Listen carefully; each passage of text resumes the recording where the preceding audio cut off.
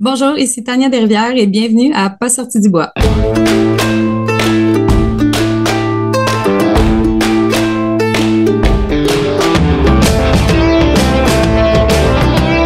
Entre elles, on se jase. Entre elles, on se rencontre. Entre elles, on existe.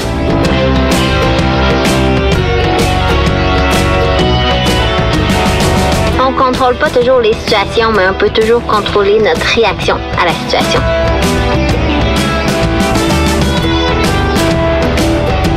Si tu commences à te sentir bien en courant un ultramarathon, fais-toi-en pas, ça va passer.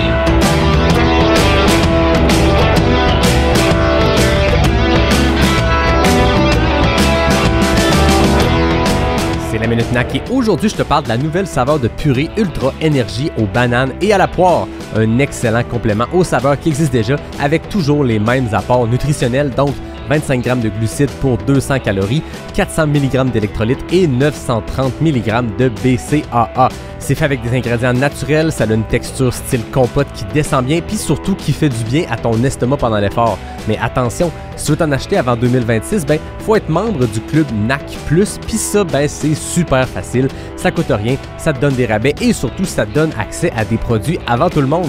Bref, va voir sur le nac.com, puis comme d'habitude, avec le code promo pas sorti du bois, t'obtiens 15% de rabais sur ta commande en ligne, PASSORTIDUBOIS.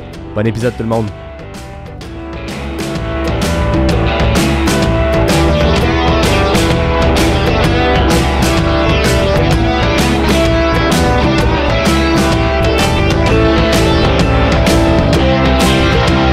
Ouais, on n'est pas sorti du bois, hein? Bonjour tout le monde, bienvenue à ce 251e épisode de Pas sorti du bois. Puis aujourd'hui, je suis accompagné d'une ultramarathonienne qui se remet tout juste de son deuxième 100 000.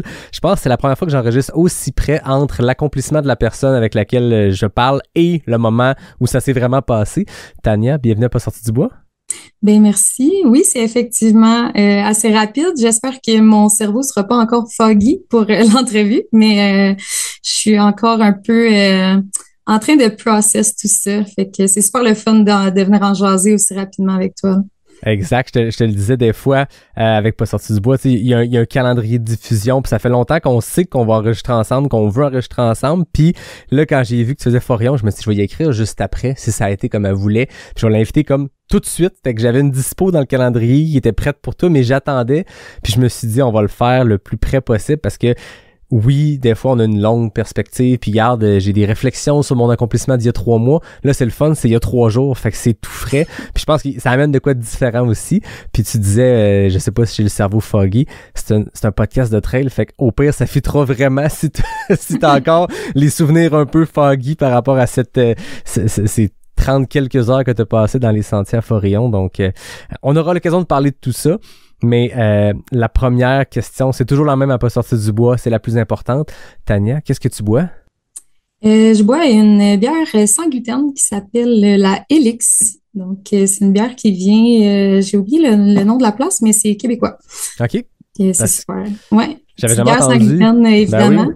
On pourra parler de ça aussi. C'est un des sujets. Puis je pense que j'ai reçu par le passé des athlètes qui étaient cœliaques, mais j'ai pas souvenir qu'on en avait parlé tant que ça, notamment Martine Marois qui est bien connue au Québec, qui a fait le Tour des Géants, qui a fait le Tour des Glaciers, puis on en avait jasé, mais on pourra en revenir tantôt parce que je pense que dans la vie en général, ça amène tout plein de challenges, mais dans un contexte d'ultra, dans un contexte où on s'en va passer de longues heures en mode endurance, en mode souffrance et en mode faut bien se nourrir, ça amène plein de défis, fait qu'on aura l'occasion d'en jaser.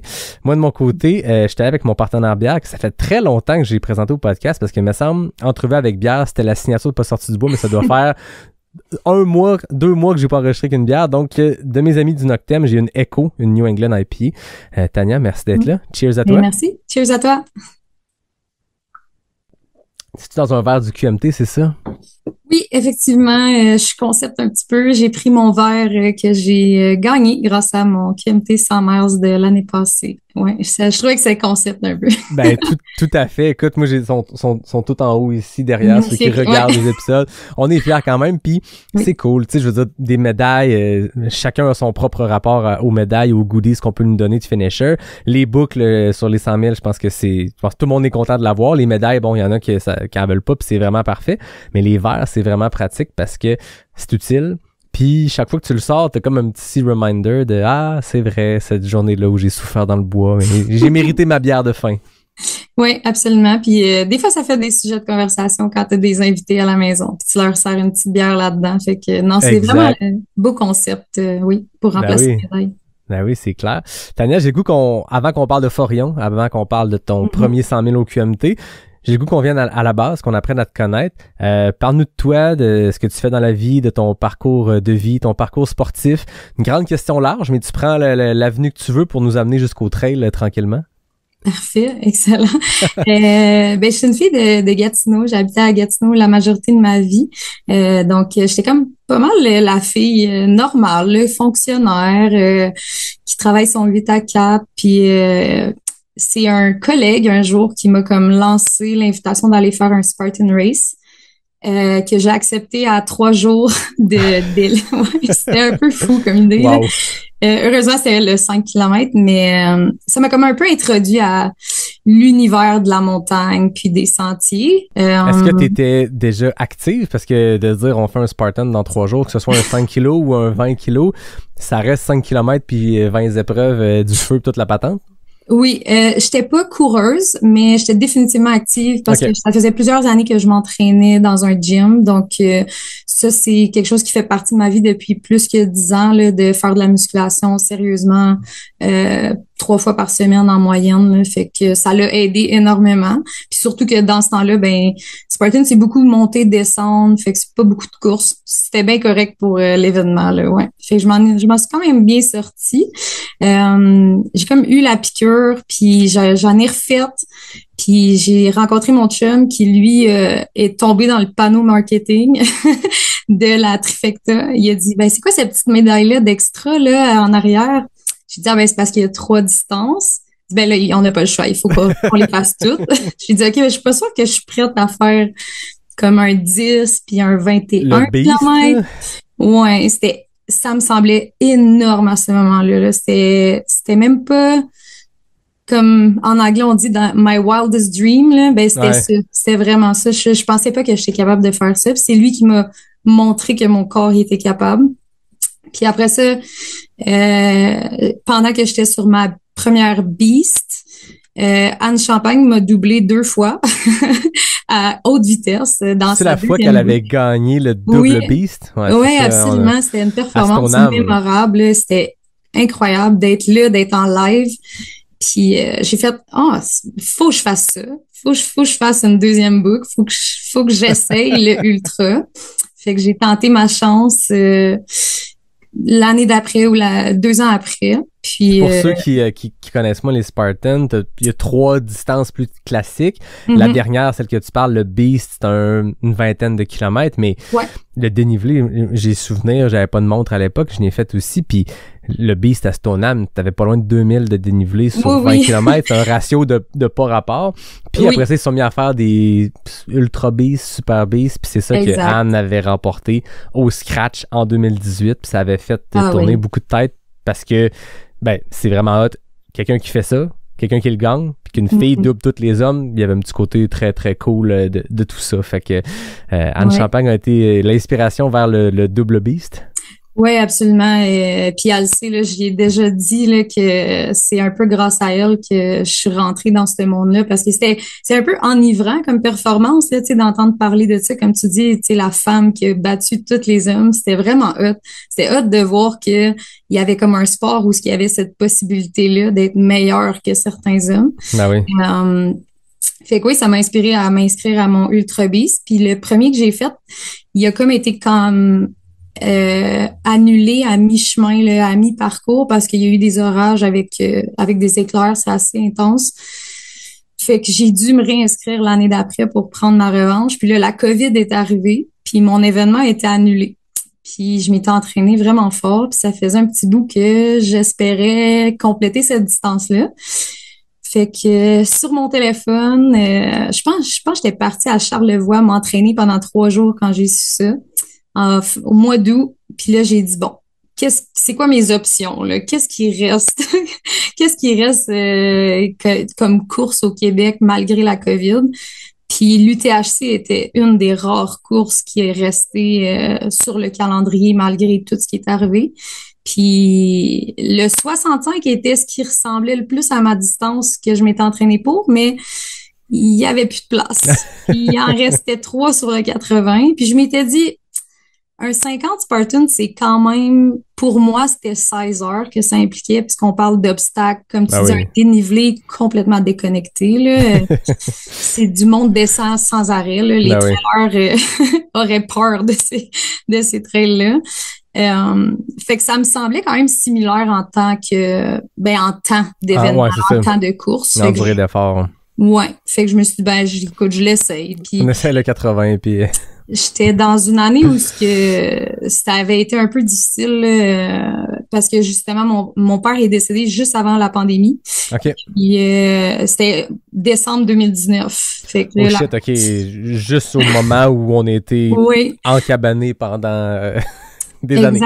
Okay. Exactement. Fait que tu sais, c'était comme mon deuil, je l'ai fait isolé de tout le monde. Fait que je me suis mis à courir vraiment beaucoup plus sérieusement que ce que je faisais.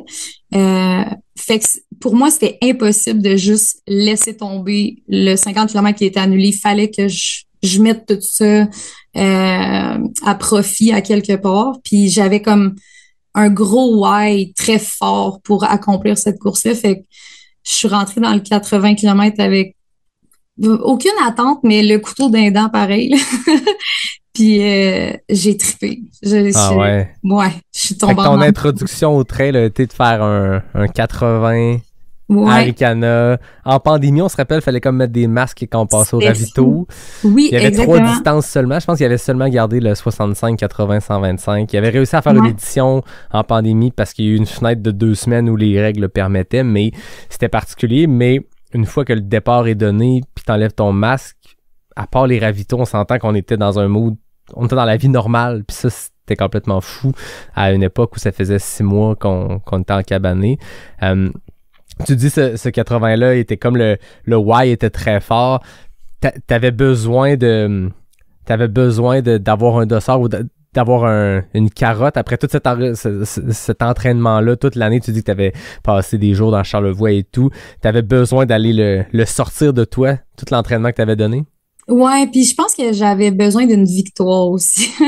Ça avait été une année vraiment difficile mentalement, puis c'est justement de pas pouvoir voir tout le monde. On l'a tout vécu difficilement là, cette période-là. Là, je fais pas exception à la règle, mais c'est ça. Je pense que j'avais besoin qu'il y ait quelque chose qui fonctionne comme il faut. Puis là, c'était ça. C'était la course. C'était le 80 km. Non, puis tu dis, tout le monde l'a vécu, puis effectivement, tout le monde l'a vécu difficilement à sa façon, mais je suppose, puis tu sais, je veux pas entrer trop dans les détails, mais je suppose quand même que de perdre quelqu'un de proche aussi près du moment, je veux dire, t'as à peine commencé ton processus de deuil que là, tu peux plus voir de monde. T'es encabané, les règles sont... Tu sais, c'est une période qui était anxiogène pour tout le monde. C'était une période qui était du jamais vu, c'était particulier. Ça demandait de s'adapter puis de changer de règles à tous les 3 semaines. Tout ça était difficile quand tout va bien. Mais là, en période de deuil et tout, ça devait être intense. Je suppose que tu dis c'est une année où tu t'es beaucoup entraîné. Je suppose que la course a dû aider. En tout cas, je ne veux pas présupposer, mais souvent le sport fait un bien fou côté mental dans ces situations-là. Là. Ouais, vraiment. Tu sais, un esprit sain dans un corps sain, mais un corps sain dans un esprit sain, tu sais, ça va des 2 bords. Puis j'avais comme vraiment pas le choix de m'entraîner pour avoir une santé mentale qui faisait du sens, là. J'ai eu de l'aide psychologique aussi, là, mais la course, mettons que c'était comme le petit élément de plus qui m'aidait à garder le cap, puis peut-être trouver une raison de continuer d'avancer, parce que comme tu dis, la pandémie, on voyait pas grand monde, puis à un certain moment, c'était interdit même de voir notre propre famille si t'habitais pas seul, puis la personne habitait pas seule, fait que ça compliquait énormément les choses. Fait que la course c'était mon échappatoire, c'est là-dedans que j'ai un peu mis toutes mes œufs là, Ouais. dans le même panier. Revenons à Arikana, parce que j'aime l'histoire que ça s'est décidé vraiment à la dernière minute. Souvent, les gens qui font un premier trail, il y a une espèce d'anticipation. C'est l'objectif 6 mois avant, puis on s'entraîne vers un objectif. Là, ça a comme été un objectif différent, décidé à la dernière seconde. Dans les 3 semaines où tu t'es inscrite, t'avais fait des Spartans, t'avais fait des Beasts, côté physique, c'est différent, mais tu t'attendais à être 16 heures dans le bois, ça va. Mais le trail en soi, c'est une bébite qui est différente. On s'entend en Spartan, t'as pas des ravitaillements de la même façon, t'as pas de crew, t'as pas de drop bag. Comment a été ton introduction au trail, cette préparation-là, express avant Arikana? Excellente question. Ben, c'est sûr que j'ai téléphoné mon entraîneur en musculation. Je dis là, il va falloir que on fasse vite parce que je me suis inscrite à une course qui est pas mal plus rapide que celle que j'avais envisagée. Mais tu sais, je pense que moi, ce qui m'a sauvé énormément, c'est que justement, j'avais une base musculaire extrêmement forte. Puis je pense que ça m'a évité de me blesser sur un 80, même si je n'étais pas nécessairement entraînée pour ça. Ça m'a permis de me remettre rapidement aussi de cette course-là. Tu sais, j'ai pas souvenir d'avoir arrêté de courir pendant un mois après. Là, ça s'est quand même super bien passé. C'est sûr que tu sais, j'ai probablement fait une course tu sais, qui a inclus énormément de marches, beaucoup plus que mettons un trailer normal, puis c'est bien correct là, j'ai adoré l'expérience, mais c'était vraiment spécial quand même parce que vu que c'était la COVID, moi j'avais aucune idée puis j'avais jamais fait de trail, puis je savais pas comment ça se passait. Mais j'ai vu personne de la course. J'ai passé des heures et des heures toute seule. Alors que maintenant je fais des courses puis c'est presque impossible de jamais croiser personne là, je veux dire. C'est sûr je voyais des gens au ravito là, mais c'est ça, je croisais rarement d'autres. Sur le sentier, t'étais seule. Ah, c'était fou. Je me souviens de peut-être 2 moments où ce que j'ai partagé des kilomètres, tu sais, pendant peut-être 1 heure avec des gens, mais sinon, la majorité du temps, là, je l'ai passé en solo. C'était une grosse introduction spéciale, ouais. Puis t'es habitué de faire des Spartan Race où, oui, il y a de la course, où il y a du dénivelé, mais il y a des pauses qui sont pour les épreuves, les obstacles et tout ça. Là, de partir comme en continu, ça a été un challenge. Je veux dire, à 3 semaines d'avis, t'as probablement pas eu le temps de te squeezer plusieurs longues sorties pour apprendre à le vivre dans notre corps. Je veux dire, à être 8, 10, 12 heures dans le sentier en continu, c'est pas la même affaire que d'être 10, 12 heures en mode Spartan. Ouais, ben je pense que tu sais mes entraînements ils m'avaient beaucoup aidé parce que je faisais des gros entraînements super longs qui incluaient de la marche. Tu sais je faisais beaucoup j'étais pas rapide, fait que je faisais beaucoup de power hike puis course en descente. C'était pas mal comme ma technique de course, mais ça m'aidait à comme préserver un peu mes muscles puis ma force. Puis grâce au Spartan, j'avais comme adopté un genre de technique de on n'arrête jamais parce que si on arrête, le corps se met en récup, puis là, c'est pas bon. Parce que dans le fond, quand j'ai commencé mes Spartans, je voyais beaucoup de gens sur les 5 km, les 10 km qui, dans certaines montées, s'assoyaient à terre, tu sais, prenaient une pause. Puis c'est correct parce que, tu sais, il y a beaucoup de gens qui allaient faire ça comme premier défi personnel, qui étaient pas nécessairement en forme, puis ils voulaient juste essayer quelque chose. Puis moi, j'étais comme ça au début. Puis j'ai comme réalisé que c'était peut-être pas la bonne technique. Ouais. En tout cas, pas pour moi. Ça fonctionnait pas. Puis quand j'ai fait Arikana, il y a certains ravitaux il y a des bénévoles qui me disaient « Viens, on a fait un feu, viens t'asseoir. » Puis j'étais comme « Non, non, non. Je vais continuer à courir, merci. » Ouais, fait que ça m'a aidé. Il y avait une stratégie qui était de pas arrêter. Puis est-ce que maintenant, 5 ans plus tard, avec un gros bagage d'expérience, beaucoup de longues courses, est-ce que c'est encore la même stratégie d'optimiser le plus de temps de ravito possible? Je te dirais que ça a comme beaucoup fluctué au cours des années. Au début de ma carrière de trail, si tu veux, c'était vraiment ça, là, tu sais, j'optimisais tout, je prenais pas de pause, je faisais tout en marchant, là, tu sais, si j'avais besoin d'enlever mon manteau puis le mettre dans mon sac, je le faisais en marchant. Quand j'arrivais au ravito, je remplissais mes bouteilles puis je les mettais dans mon sac en marchant. C'est quelque chose que j'ai éventuellement comme un peu abandonné. Puis j'ai augmenté les distances en trail, puis je suis venue à participer à des événements où que le crew était possible. Puis à ce moment-là, ben j'ai commencé à prendre plus de temps au ravito. Pas une éternité, mais tu sais, juste prendre le temps de changer les choses, tu sais, remplir les bouteilles, faire tu sais, se renouveler, là, un petit peu, changer les bas au besoin aussi, des fois, là, c'est nécessaire.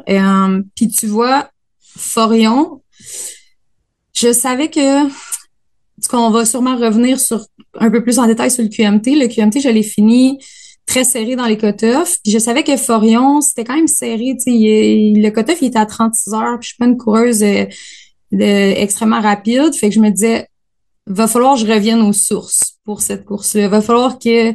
J'ai dit à mon chum, là, les ravitaux, c'est comme la F1. Il est fan de F1. Là. J'ai dit, là, tu me fais des ravitaux éclairs. Tu montrais des images de Alex Noblat avec Mathieu Blanchard à l'UTMB. J'aurais dû. En plus, ben, c'est parce qu'il connaît pas, parce qu'il fait pas de trail, là, mais j'y ai dit que c'était eux mes inspirations parce que, tu sais, on l'a vu, Mathieu, il a sauvé tellement de temps sur ses courses avec ses ravitaux que je me suis dit, ben, ça, c'est la clé de ma réussite pour Forion. Des ravitaux éclairs, aucun arrêt, je fais tout en marchant, puis finalement, ça a été extrêmement payant. Fait que je suis un peu, je suis un peu incertaine sur c'est quoi la technique idéale parce que, tu sais, des fois, on a besoin d'un reset. Moi, j'appelle ça un reset, mais des fois, ça prend la pause qui va permettre de ne pas repartir misérable puis peut-être monter la pente suivante plus rapidement. Mais je suis d'accord, quand on peut, on optimise le temps. Puis c'est drôle, j'ai écouté un podcast récemment, puis je trouvais ça beau. On dit souvent qu'en trail, on est tous dans le même bateau, qu'on soit le premier ou le dernier. Puis on aime suivre des athlètes internationaux, les meilleurs. En tout cas, je parle pour moi. Parce que on se dit qu'on passe un peu par les mêmes affaires, mais c'est différent. Puis tu te dis, comment je peux me comparer à Jim Wamsley? Je veux dire, on passe par les mêmes affaires. J'ai fait la même course que lui. Ça m'a pris le double de son temps. On est-tu pareil vraiment? Puis il parlait d'optimisation de ravito. Puis lui, c'est dans une optique de gagner plus vite. Puis la dernière personne sur une course a exactement le même objectif d'être optimal dans ses mouvements, dans ses ravitaux, pour d'autres raisons complètement.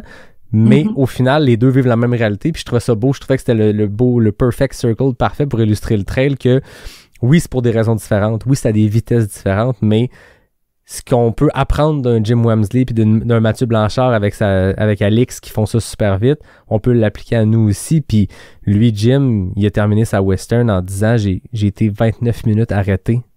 C'est complètement fou là, quand on y pense. C'est beaucoup trop long. Donc, je peux optimiser mon temps si je veux un meilleur record du parcours. Puis la personne qui a fini en 29h58 à Western Side peut se dire « Hey, j'ai perdu 1 heure dans le ravito. Si je reviens, voici 1 heure que je peux couper en optimisant. » Puis je trouve ça beau puisque c'est une parenthèse, mais ce que tu racontais me faisait penser à quel point c'est une des particularités du trail. C'est qu'on vit les mêmes choses. On part tous en même ligne de départ, toute la même ligne d'arrivée, même parcours à des vitesses différentes, mais il y a des réalités qui sont similaires. Oui, 100%. Puis c'est complètement fou. Ben, tu sais, Mathieu, c'était une grosse inspiration pour moi pour plein de choses, mais c'est ça, quand j'avais vu son temps total qu'il avait réussi à passer sur les ravitaux, là, je me souviens plus du nombre total, finalement, là, la fois qu'il y avait... Pardon? Je me rappelle pas le chiffre exact, toi non plus, c'était vraiment impressionnant. J'ai 6 minutes en tête, mais c'est peut-être c'était quelque chose comme ça, mais puis tu te dis, ben ça fait vraiment une différence quand que t'es quelqu'un comme moi qui se bat contre les cut-offs, tu sais, 6 minutes versus 1 heure, crime, on parle vraiment là de sauver une course, littéralement. Là. Ouais, puis c'est drôle parce qu'en préparant l'entrevue, je suis retourné voir parce que je me rappelle de ton arrivée en 2024 au QMT, puis je me rappelle que c'était serré sur le quota, puis je suis allé voir à quel point, puis c'est 9 minutes, si je me trompe pas. Exact, ouais. C'est complètement fou, puis on pourrait revenir de cette course-là parce que c'était un accomplissement immense de finir cette bête-là qui est le QMT, de le faire d'être 39h51 dans le sentier. On parle souvent des vitesses des premiers, c'est impressionnant, puis on se rappelle toujours que la vitesse des gens dans le mid-pack puis du backpack, puis c'est le double du temps, mais c'est aussi impressionnant comme accomplissement d'être 39 heures en continu sur un sentier. Puis on pourrait revenir, mais 9 minutes sur le cut-off, ça devait être une fin de course stressante, puis c'est là que chaque minute de ravito peut changer, peut faire une différence. Je vais quand même revenir sur Arikana parce que je trouve ça le fun, cette espèce d'introduction-là, express au trail, pas trop de préparation, on se décide 3 semaines. Ça a été quoi, avec du recul, ta plus belle découverte du trail? Parce que je suppose qu'en s'inscrivant puis en faisant cette course-là, tu as découvert le trail littéralement en faisant une course, en le faisant. C'était quoi ta plus belle découverte? Ah, je suis tombée en amour avec l'événement Arcana, of course. C'est tellement un bel événement, mais surtout les bénévoles. Spartans ne sont pas reconnus pour avoir des gros ravitaux. Là, tu ramasses ton eau puis tu t'en vas. Là, c'est vraiment de base, puis ça leur enlève rien. Là, mais je suis arrivée à Arcana justement dans un temps de COVID où j'avais pas vu personne de l'année. Puis là, je me fais accueillir avec du monde qui sont obligés de porter des masques tout le long, qui passent leur journée dans un refuge à distribuer des bananes puis de l'eau. Puis ils sont tellement contents d'être là, puis ils sont surtout contents que toi tu réussisses, que toi tu continues, puis ça va bien ta course là. Fait que ça m'avait frappé de. Je pense que cet esprit-là de communauté de, c'est comme moi je cours, mais on court tous ensemble quasiment là. Tu sais, je cours pour les bénévoles aussi. Tu sais, eux sont contents que leur journée serve à quelque chose, puis que ça accomplisse quelque chose au final. Là, ouais. Puis c'était quoi les sentiments en traversant la ligne d'arrivée? Je pense que j'y croyais quasiment pas. C'était complètement fou parce que, tu sais, le 50 km que j'avais été obligée d'arrêter, j'avais arrêté à 36 km. Fait que, tu sais, c'était ma plus longue distance à vie, le 36 km. Oui, il y avait beaucoup de dénivelé, etc., mais là, je passais de 36 à 80. C'était comme inconcevable pour moi de m'imaginer qu'on peut traverser ça à pied. La traversée Charlevoix à pied, là, ouais, ça faisait pas beaucoup de sens, mais c'était un beau moment de célébrer ça avec ma mère qui était là. Elle était venue avec moi pendant cet événement-là. Puis j'avais mon chum, puis mon frère, puis mes amis au téléphone sur FaceTime qui m'attendaient. C'était vraiment magique. Ouais, j'ai pas d'autres mots que ça qui me vient en tête, mais c'était vraiment le début d'un amour qui allait juste grandir à partir de là. Puis ça a allumé une petite flamme à l'intérieur de moi là, que je pensais ce jour-là. Ouais, je pense pas que je l'ai capté cette journée-là, mais je pense que cette journée-là, j'ai compris que j'étais faite pour ça, le long, les longues distances. J'ai comme réalisé que comme je performais plus dans la deuxième moitié que la première moitié. Puis ça en disait beaucoup, là. Ça en disait que j'étais quand même capable de... j'ai perdu mon fil de pensée, excuse-moi, mon foggy brain, il revient en courant. Non, mais c'est une belle découverte, puis je pense que ceux qui font de la longue distance ont tout ce moment-là, on l'a tout, je sais exactement, moi aussi, à quel moment c'est arrivé, cette espèce de compréhension-là de... Mais c'est parce que, je sais pas pour toi, mais tu sais, je pense qu'on a à peu près les mêmes âges, tu sais, quand on est jeune... Tous les sports qu'on fait en éducation physique, c'est des sports de compétition puis de vitesse. Puis après ça, moi, j'ai fait des sports d'équipe. Ben, tu sais, c'est la vitesse. Puis la vitesse, c'est toujours la finalité. Puis tu te mets à courir. Tu sais, moi, j'ai fait des Spartans aussi. J'ai fait un peu de course sur route.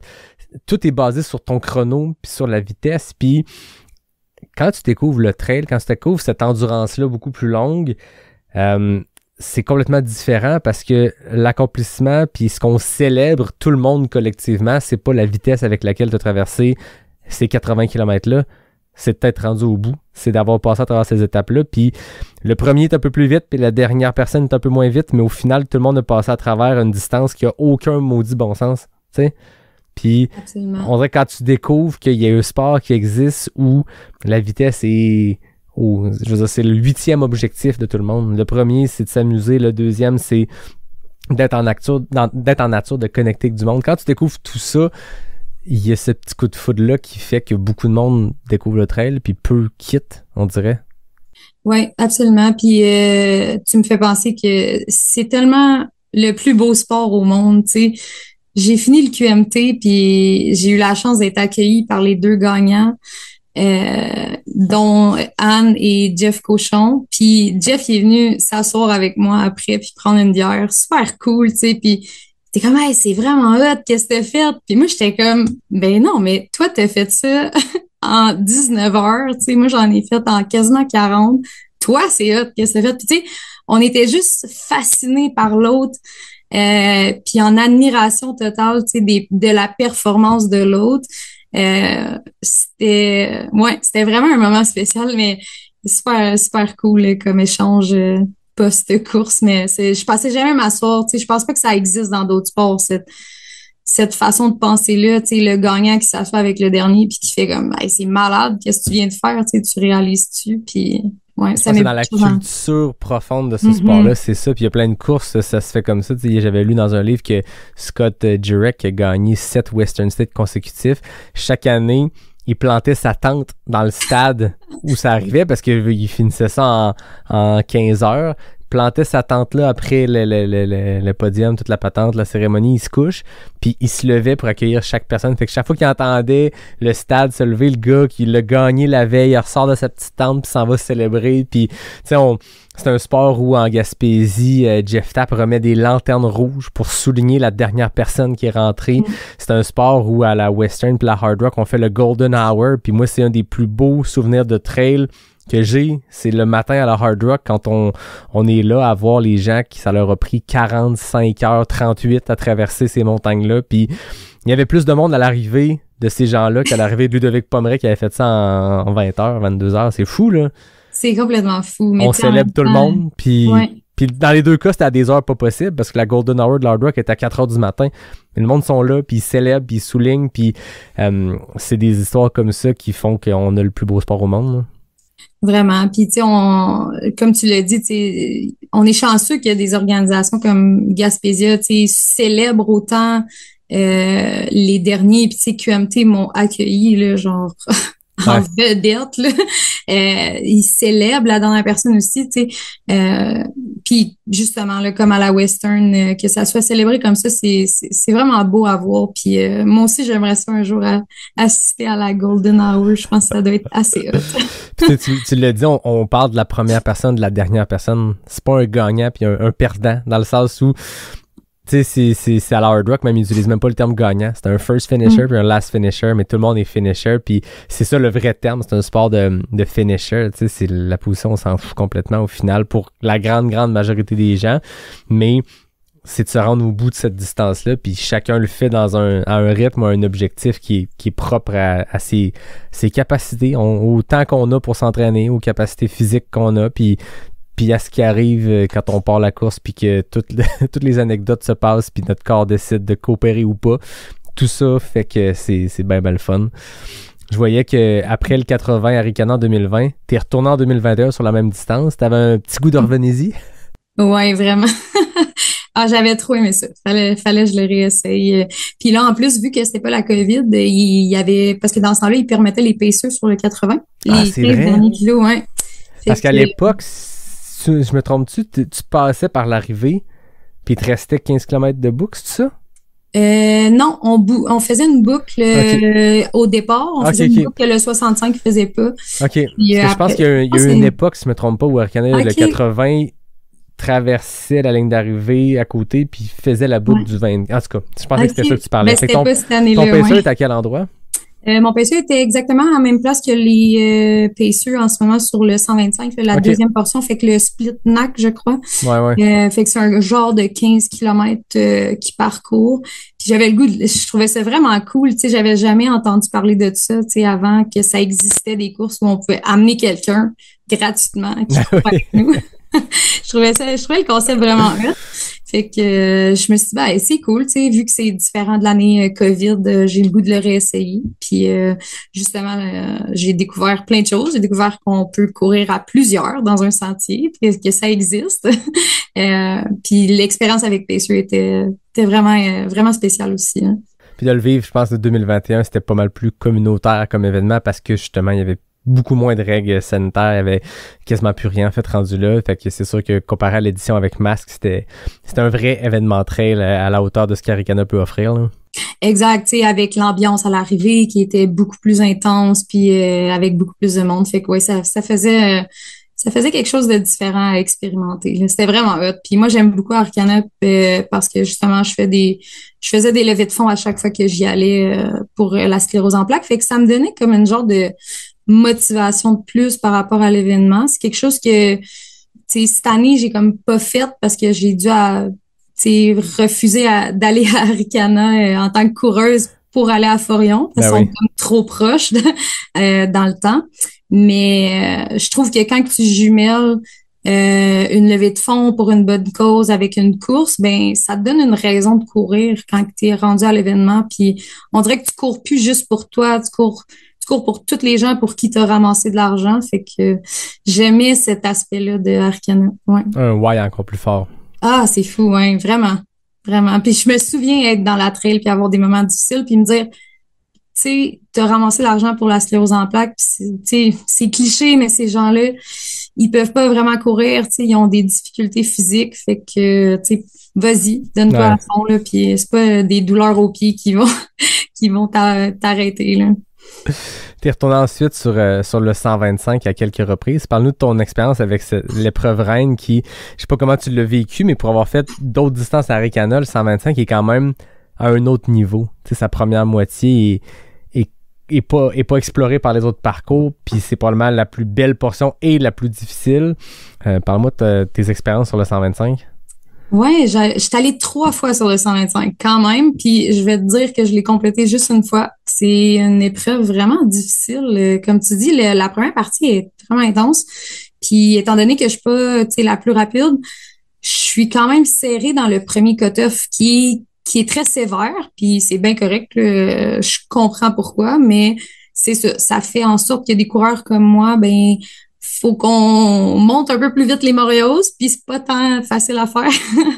Fait que j'ai adoré le 125. Honnêtement, j'aurais aimé dire que je l'ai fini plus souvent juste parce que je trouve que c'est un beau parcours, puis l'ambiance est incroyable. Mais c'est ça, ça fait une des fois que je suis allée, c'est après mon QMT 100 miles, puis j'avais encore des bobos qui traînaient, fait que c'est sûr que ça l'a pas aidé non plus à mon DNF. Par contre, l'année que je l'ai terminée, c'était vraiment une belle course, belle expérience. Malgré les difficultés, j'ai eu la chance de courir avec mon chum pendant Ah pendant ouais? quelques kilomètres, puis de l'avoir comme crew en même temps. Il s'améliore de plus en plus comme crew, tu sais, à force de le faire, il devient un expert. Mais le 125, ça a été une grosse victoire. J'aurais aimé, tu sais, cette année-là, le faire en bas de 26 heures juste pour me qualifier pour la Western State parce que c'est une course que j'aimerais vraiment faire. Donc ça, c'était pas une déception, mais tu sais, j'étais comme, va falloir que je revienne un moment donné, tu sais, compléter ça. Ben oui. Ouais, mais au final, j'étais super contente de ma course. Puis la première partie de la course est vraiment difficile, mais sa beauté compense pour la difficulté, je pense. Ouais. Clairement. Ouais, Ouais. puis le changement d'heure qu'ils ont fait en le ramenant, maintenant le départ est en après-midi, le vendredi, ça fait que on peut vivre une grosse partie de cette première partie-là de jour parce que moi je l'ai faite en 2020 quand c'était l'ancien parcours, puis c'est de nuit. Fait que tu sais, tu le vois que ça a l'air tough, mais tu sais, le soleil se levait, c'est Moreos pour le mid-pack. Fait que tu vois les Moreos, mais après ça, tu sais, ce qui suit les Moreos jusqu'au haut de gorge, c'est pas la portion la plus magnifique. C'est vraiment le premier 35-40 kilos qui est complètement fou. De le voir de jour, c'est, je veux dire, ça peut se faire hors événement, mais là, de le faire avec des ravitaux dans le cadre d'un événement avec plein d'autres coureurs, il y a de quoi de magique qui se passe. C'est vraiment, vraiment beau, là. Oui, absolument. Puis justement, tu dis, tu sais, tu peux le faire sans événement, 100%. Là, je suis justement en train de planifier une petite sortie avec un ami qui a commencé à faire de la trail. Puis j'ai dit, faut qu'on aille là. C'est genre la place à voir. Charlevoix, c'est magnifique. C'est un de mes endroits préférés à courir en trail. Il y a pas grand-chose qui bat ça, honnêtement. Ouais, Un méchant beau terrain de jeu. définitivement. Sévère, mais mais c'est ça. Ça compense pour la beauté compense pour la difficulté. Puis Arcana, ben, of course, c'est un événement qui a tellement de points positifs. Fait que c'est sûr qu'un jour, je vais retourner faire une distance, là. Je sais pas laquelle, je sais pas quand, mais ça va être définitivement à refaire éventuellement. À quel moment le 100 000 est devenu un objectif tangible? Parce qu'on commence, on fait des 80, on augmente vers le 125. À quel moment tu t'es dit, OK, je vais aller vers cette distance-là? Ah, mon Dieu. Je pense que c'est définitivement après le 125. Après 125, je l'ai complété, puis je crois que j'étais sur un petit high et je me sentais invincible. Puis un de mes amis, un de mes amis que j'avais couru le 125 avec, en tout cas en partie, lui, il était motivé pour s'inscrire sur un 100 miles. Fait qu'on dirait qu'il m'a comme craqué. C'est sa faute, dans le fond. Ouais, exact. Puis je me suis inscrite, puis quelques mois après, j'ai fait comme « Oh! » Qu'est-ce que j'ai fait? Je suis vraiment prête pour ça? Me semble que c'est rapide. C'est rapide, là. C'est vraiment une progression. Ouais. C'est à grande vitesse, mais je me suis toujours, tu sais, bien fait accompagner. Je suis quelqu'un qui s'est toujours fait accompagner par un coach en muscu. Puis là, je suis allée chercher, tu sais, de l'accompagnement pour du coaching en course en parallèle. Fait que peut-être que c'était rapide comme progression, mais en même temps, tu sais, je compensais en me préparant correctement puis en mettant le plus d'entraînement, mais le plus d'entraînement intelligent aussi pour m'assurer d'être prête pour le QMT. Est-ce que tu es quelqu'un qui est facilement motivé à courir, à t'entraîner? Oui puis non, tu sais, dans le sens que j'ai beaucoup de moments dans mes entraînements comme où ça me tente pas. Mais je suis quelqu'un qui est assez discipliné. Si c'est écrit à l'agenda, je vais y aller. Fait que tu sais, je peux pas dire, ma motivation est pas 100% du temps, là. Ça serait te mentir. Mais j'ai vraiment, je suis capable de me donner le petit coup de pied dans le derrière puis faire comme, hey, ça te tente pas, mais tu vas y aller pareil. Puis dans une préparation pour un 100 000 versus un 125 l'année d'avant, qu'est-ce que tu as ajouté? C'était quoi la différence pour te préparer pour le QMT, avec les particularités aussi, je suppose, du QMT? J'ai fait beaucoup de dénivelé, c'est certain, mais je me suis aussi accompagnée d'une coach que je savais qui avait de l'expérience. Sarah Bergeron-Larouche, elle m'a coaché les mois avant qui ont mené au QMT. Fait que tu sais, je savais qu'elle serait capable de me préparer des plans d'entraînement qui faisaient du sens. Puis je pouvais comme laisser cet aspect-là dans les mains de quelqu'un d'autre sans trop m'en faire, parce que souvent, quand que je m'entraîne, je deviens un peu overwhelmed, puis il y a trop de choses qui se passent dans ma tête, puis ça devient difficile de mettre en place tout ce que je veux. Fait qu'il faut que je délègue un peu certains trucs.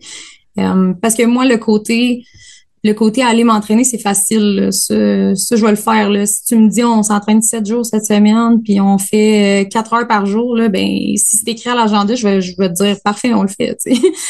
Mais c'est ça, le côté organisation puis préparation, puis tu sais, un plan de course, c'est quand même quelque chose de difficile à préparer, tu sais, c'est pas n'importe qui peut faire ça. J'ai pas les connaissances assez étendues pour faire ça, fait que de remettre ça dans les mains de quelqu'un, ça a été vraiment un no-brainer pour moi. Là. C'était la chose la plus logique à faire. Puis aussi m'assurer de trouver un physio qui était expert en course à pied, qui allait pouvoir adresser mes bobos, tu sais, de la bonne façon, parce que dans le passé, j'ai vu d'autres physios, tu sais, qui étaient pas nécessairement mauvais, c'est juste qu'ils traitaient plus des monsieur, madame, tout le monde qui faisaient pas de sport, puis ça faisait en sorte que mes blessures à moi, ben, ils comprenaient pas tant qu'est-ce qui se passait, parce que je leur disais, ouais, mais c'est parce que j'ai couru 8 heures hier. Puis ils sont comme, ouais, ben, c'est bizarre. Ouais. Il me semble que ça fait beaucoup de courses. Fait que juste de trouver un physio qui avait les qualifications, je pense que ben justement il y en a beaucoup qui sont formés par la clinique du coureur, puis je pense que c'est ça le best là, de trouver quelqu'un qui est formé par eux, qui va avoir les connaissances. Aussitôt que tu as quelque chose qui pop, ben tu vas voir, puis l'affaire est réglée. Ouais, puis je pense que la physiothérapie, c'est comme n'importe quel domaine. Tu sais, chacun a son expertise, puis il y a probablement des physios qui sont experts pour la rééducation de quelqu'un qui a fait un accident de la route. Ben, est-ce que cette personne-là peut aider un coureur? Absolument. Mais est-ce que cette personne-là est la meilleure ou le meilleur physio pour accompagner un coureur? Puis c'est plate, mais on n'est pas des coureurs. Tu sais, je pense qu'il y a beaucoup de coureurs qui commencent, qui se blessent quand ils s'entraînent, des blessures d'usure typique, mais quand on est rendu, comme tu dis, à faire des 8 heures de sortie de route d'entraînement, de sortie de course d'entraînement, c'est pas nécessairement les mêmes blessures de la même façon, c'est pas les mêmes blessures d'usure que je pense que tout le monde a vécu à un moment ou à un autre, d'avoir une bandelette ou quoi que ce soit, mais c'est plus complexe parfois parce qu'il y a une usure qui est beaucoup plus grande, mais des fois je trouve que les physios qui sont spécialisés sont encore meilleurs pour t'accompagner, pour oui régler des problèmes, mais quand même pas tasser l'objectif qui est quand même là. Non, c'est ça. Puis tu sais, on a l'impression que le trail, parce qu'on nous, on nage dedans, là, on a l'impression que le trail, tout le monde connaît ça, puis l'ultra, tout le monde connaît ça, mais tu sais, on est des petites bébites que le monde trouve ça vraiment bizarre quand on leur dit qu'on a fait 80 km ou 120 km. Ouais. Fait que de entre dire nous ça, autres, on se reconnaît, Oui. puis mais quand on sort du cercle des gens qui font du trail, de l'ultra, on est tous le weirdo qui court trop d'un groupe d'amis ou d'un groupe de collègues, tu sais. Absolument. Puis on l'assume pleinement. Ah ouais, 100%. Mais quand tu dis ça à un physio qui connaît pas ça, là, ça devient, c'est plus touché, tu sais, parce je pense qu'on a, au nombre d'heures d'entraînement, au nombre de kilomètres qu'on met, on a besoin d'être traité avec des traitements vraiment spécifiques. Puis c'est ça, je pense que ça prend une formation qui est comme ciblée sur l'ultra, sur la course à pied. Exact. Ouais, ils sont vraiment bons, là.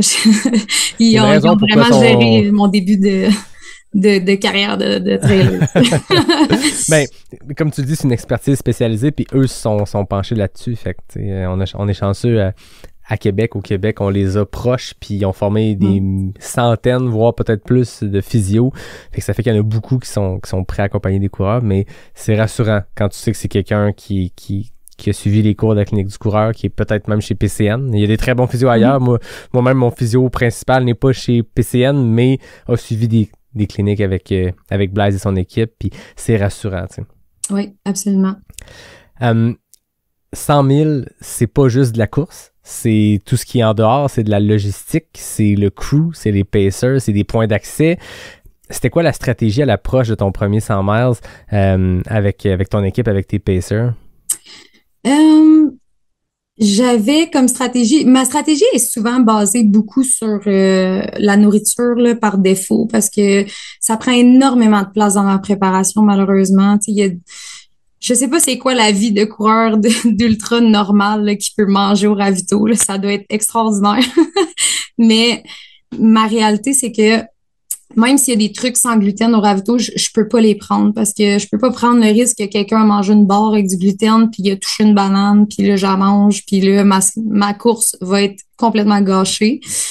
Le best, c'est que mon crew s'occupe de ma bouffe à 100%, fait que ma stratégie nourriture, elle a comme vraiment beaucoup évolué dans le temps. Là. Maintenant, on est rendu très fancy. Mon chum me fait des grilled cheese, me sert de la soupe maison, poulet et riz, fait que ça aide beaucoup à faire un peu de diversité dans ce que je mange parce que, mettons, si on revient à Arikana 80, ma première fois, j'avais juste comme des gels puis des barres sur moi, là. Puis, parce que j'avais même pas de drop bag. C'était de A à Z avec ce que j'avais dans le dos. Ton 13 heures de stock, là. Oui, exactement. C'était très pesant au début, mais l'avantage, c'est que plus ça va, t'es encouragé, ça devient léger. En fait, ça force à manger. Tu sais, des fois, on a le moment où 100%. l'estomac fait mal. C'est comme, non, je vais manger, même, je vais me forcer. Ça va enlever un peu de poids. C'est exactement ça que c'est. C'est exactement ça ma stratégie. Fait que oui, c'est quand même une bonne chose dans le fond. Puis juste pour ceux qui sont peut-être moins familiers avec le fait d'être cœliaque, on s'entend, il y a des gens qui sont intolérants au gluten. Là, c'est à un autre niveau. C'est une maladie, c'est une condition, mais comme tu dis, il peut même pas avoir de contamination croisée. Il faut pas qu'il y ait de traces de gluten. Fait que veux pas penser tout le monde qui écoute à votre dernière course, même avec le meilleur crew du monde qui fait tous les points d'accès. Il y a des longs stretches sans crew. Il y a bien des ravitaux qui sont pas accessibles par les crews. Donc, il faut que tu planifies vraiment longtemps d'avance, sachant que je vais être 25, 30, 40 km sans revoir mon crew. Mais concrètement, qu'est-ce que ça fait de manger du gluten pour toi? Dans le fond, la maladie cœliaque, c'est une maladie auto-immune, puis c'est le corps, il pense que le gluten, c'est quelque chose de nocif, fait qu'il va juste comme tout expulser qu'est-ce qu'il y a dans l'intestin pour s'assurer que il soit pas en danger. Le problème, c'est que ça brûle toutes les parois au passage, puis ton intestin devient inflammé, puis ça vient que t'es plus capable d'absorber les nutriments. Donc, si tu manges du gluten plusieurs jours en ligne, ben même si tu manges du brocoli, ben tu vas pas absorber les bons nutriments du brocoli, là. Ça va juste passer tout droit, puis tu vas digérer ça comme si c'était une roche. Ça, c'est vraiment comme une allergie dans le sens que si ça touche Si le gluten touche ce que je mange, ben je vais être malade. Ça a pas besoin, j'ai pas besoin d'en manger nécessairement, il faut juste que ça ait touché. Je donne souvent l'exemple, tu sais, pour montrer à quel point que c'est sévère, là, mais chez moi, ben là, maintenant, il y en a plus, là, mais si mon chum, dans le temps qu'il achetait du pain avec gluten, il avait son propre toaster, là, comme on le mettait pas dans le même.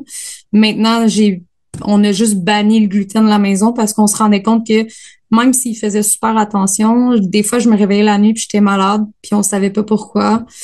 C'est super insidieux, là, du gluten. Il y en a partout, là, tu sais. Il y en a dans la sauce soya, il y a du... Tu sais, les graines de pain, ça s'éparpille puis t'es remarques à peine, mais sont là, tu sais. Ah oui. Fait que ça endommage vraiment beaucoup la digestion, ce qui est vraiment problématique autant pré-course que pendant la course. Ben oui. Parce que si pré-course, je me mets à être malade parce que j'ai été contaminée, ben là, je récupère moins bien de mes entraînements. Je répare pas mes muscles endommagés. Fait que là, je progresse pas. Puis c'est déjà super difficile sur le système digestif quand tu cours beaucoup. C'est une nutritionniste qui m'avait dit ça. Mais elle m'avait dit, quand tu as des gros blocs d'entraînement, ça donne énormément de choc sur ton intestin. Ça fait en sorte qu'il s'inflamme, même si tu manges normalement. Fait que pour quelqu'un comme moi qui a déjà des sensibilités, ben c'est exponentiel à chaque fois. Puis ça fait en sorte que tu veux toujours arriver, ben, en tout cas moi je veux toujours arriver à ma course avec les meilleurs intestins au monde. Ben oui, c'est clair. Évidemment. Sachant que de toute façon ce qu'on fait comme sport va endommager un peu tout, tu sais. Exact. Exact. Fait que là, tu sais, je sais que ça va endommager, fait que là, faut que je me mette au maximum. Ben oui. Tu sais, avant de la course comme ça, ben, si j'en perds un peu, ben, ça sera pas trop dramatique. Mais ça fait en sorte que, tu sais, toute ma bouffe doit être planifiée de A à Z. Le QMD, c'est pas si pire, tu sais, il y a des épiceries pas loin, tu sais, t'as des trucs autour, mais mettons des courses comme l'UTHC 125, y a rien, là. Non, c'est ça. S'il te manque quelque chose, tu deals avec. Non, c'est ça. Ouais. Fait qu'il faut que ça soit comme planifié au quart de tour. Puis, comme tu dis, c'est déjà difficile sur le système digestif. Fait qu'il faut que je sois extrêmement prudente sur combien de grammes à l'heure que je vais prendre. Ça a été beaucoup d'essais-erreurs. Ouais. Ouais, comme je t'ai dit un peu plus tôt, j'ai eu beaucoup de courses difficiles côté digestion. Je commence à trouver un peu la formule gagnante. Mais ouais, c'est vraiment pas évident. Mais grâce à un crew, quand les courses permettent un crew, ça change toute ma vie pour le mieux. Puis ça fait en sorte que je peux avoir des gens qui me font de la nourriture chaude aussi, tu sais, parce que sur les ravitaux, il y en offre. Fait que c'est quand même un vraiment beau plus versus manger des gels puis des barres. Sur des stretches aussi sans accès au crew, ça veut dire que tu cours avec vraiment beaucoup de stock. Tu sais, je pense à Ricana. Tu sais, j'essaie de repenser, mais tu sais, quand tu pars des hautes gorges, tu peux pas voir ton crew avant genre le split neck ou peut-être l'autre d'avant, mais je veux dire, c'est 45-50 km d'autonomie, là. Oui, absolument. C'est exactement ça. Fait que à chaque fois, faut que mon chum s'assure que je pars avec assez de nourriture pour toffer toutes ces heures-là. C'est aussi de penser parce que un coureur normal, si mettons ce stretch-là lui prend un peu plus de temps, que ça se peut pour n'importe quelle raison, ben au prochain ravito, il va peut-être prendre plus de nourriture pour compenser. Mais moi, j'ai pas ce luxe-là. Fait que souvent je vais ambitionner sur ce que j'amène. Tu sais, je vais en emmener plus juste pour être sûr, pas en manquer. Ça fait en sorte que souvent je traîne beaucoup trop de stock. Beaucoup trop pesant, mais ça fait partie de la game, là. Non, c'est comme tu dis, on sait jamais, là. Tu sais, on peut se faire des temps de passage à peu près, puis ça peut être vraiment plus vite, comme ça peut être vraiment plus lent, puis c'est correct et c'est normal, mais dans ton cas, ça a un effet qui est différent aussi. Je veux dire, faut que tu aies ta nourriture, parce que tu le sais que si tu manges du gluten, ta course est finie. Oui, exactement. Puis tu sais, si je me mets à être malade pendant une course, en tout cas, tu sais, je ne donnerai pas de détails, mais ça peut être 45 minutes, là, tu sais, comme que ça m'arrête complètement. Ben là, on parle de si je suis serrée d'un cut-off, peut-être je vais manquer mon cut-off avec 45 minutes d'arrêt.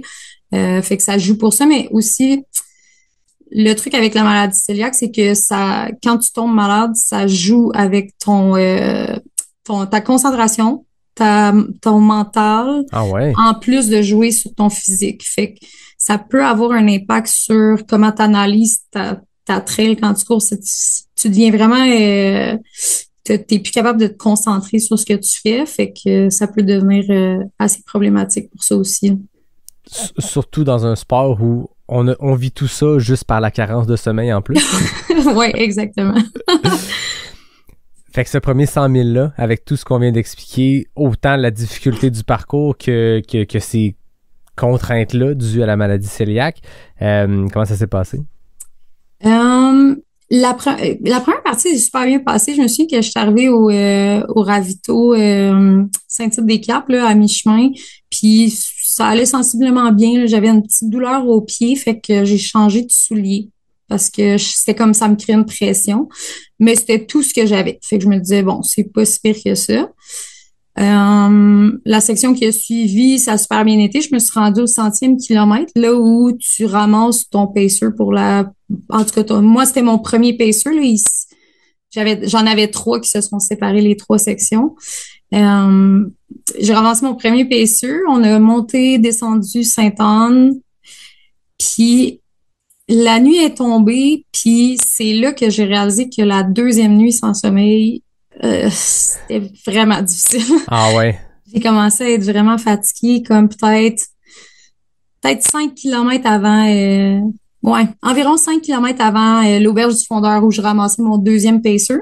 Fait que là, je commençais à être fatiguée puis à me dire, ouf, faudrait que je dorme, là, tu sais, ça commence à être urgent. Je tombais presque endormie, là, en courant, là, j'avais les yeux super fatigués.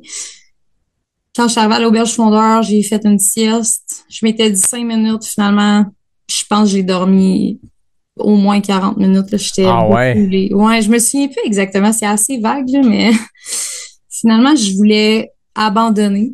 Pour moi, c'était clair. Là. Je me disais, c'est impossible. Je peux pas continuer. Je suis bien trop fatiguée.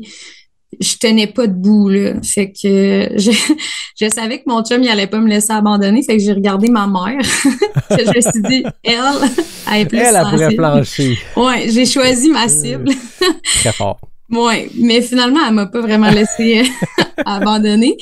Puis mon frère, c'était lui qui m'accompagnait pour la section suivante. Fait que il est rentré en mode garde, on fait 100 mètres. Puis si tu veux abandonner après 100 mètres, on vire de bord.